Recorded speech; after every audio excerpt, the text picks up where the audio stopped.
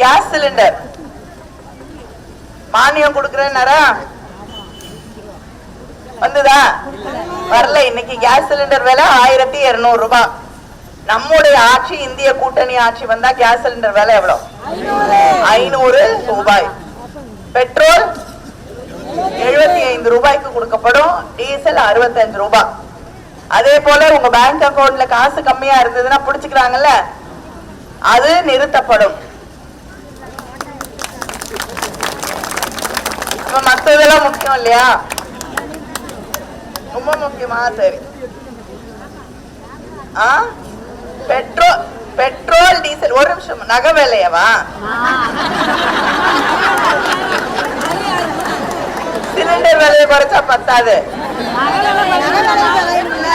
சரி, நீங்க சொன்னீங்கன்னு நான் சொல்றேன். ஆட்சி வந்த உடனே சொல்லி பாக்க. நகை விலை நம்ம குறைக்க முடியாது, அங்கதான் குறைக்கணும். சரியா?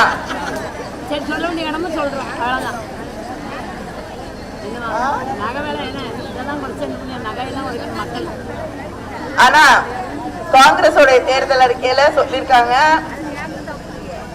ஒரு ஏழ்மையில் இருக்கக்கூடிய குடும்பத்துல ஒரு பெண்ணுக்கு ஒவ்வொரு ஆண்டும் 1 லட்சம் ரூபாய் வழங்கப்படும்.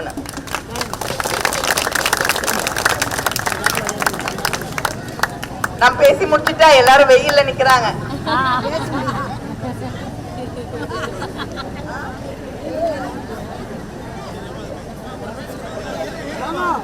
என்னமா என்னமா?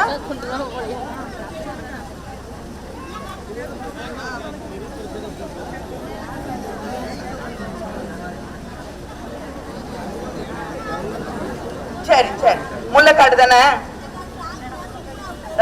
ராஜ்நகர் 30வது தெரு. சரி, 3வது தெருவா? சரி. இல்லம்மா, எலெக்ஷன் முடியட்டுமா? வந்து பாக்குறேன். இப்ப வந்து பார்த்து எதுவும் பண்ண முடியாது. எலெக்ஷன் முடிஞ்ச உடனே கொஞ்சம் நான் சொல்றத கேளுங்கம்மா. எலெக்ஷன் முடியட்டும், வந்து பார்த்து என்ன பண்ணணுமோ பண்ணித்தரேன். சரியா?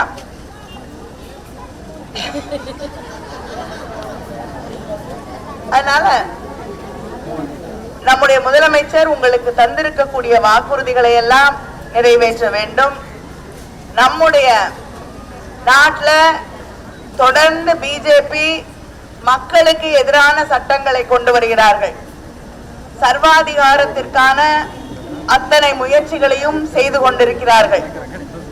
அதை தடுத்து நிறுத்த வேண்டியது நம்முடைய கடமை.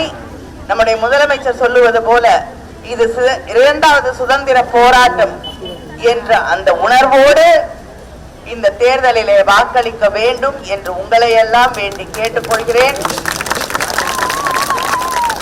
தூத்துக்குடி யாரு தட்டை வச்சு தட்டிக்கிட்டே இருக்கா? நீங்களா? அது மோடி சரி பரவாயில்ல தட்டுங்க. மோடி கொரோனா நேரத்துல தட்ட சொன்னாரு இல்லையா? ஞாபகம் இருக்கா? வைத்தியம் மருந்து மாத்திரை எல்லாம் ஒண்ணும் கொடுக்கல, தட்ட வச்சு பாத்திரத்தை பத்தி தட்ட சொன்னாரு. இப்ப அவரு ஓடுறதுக்கு நம்ம தட்டுவோம்.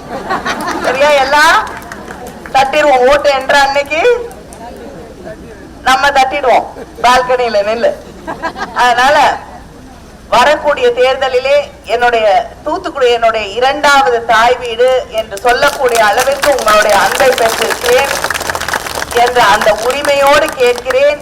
உதயசூரியன் சின்னத்திலே வாக்களித்து எனக்கு என்னமா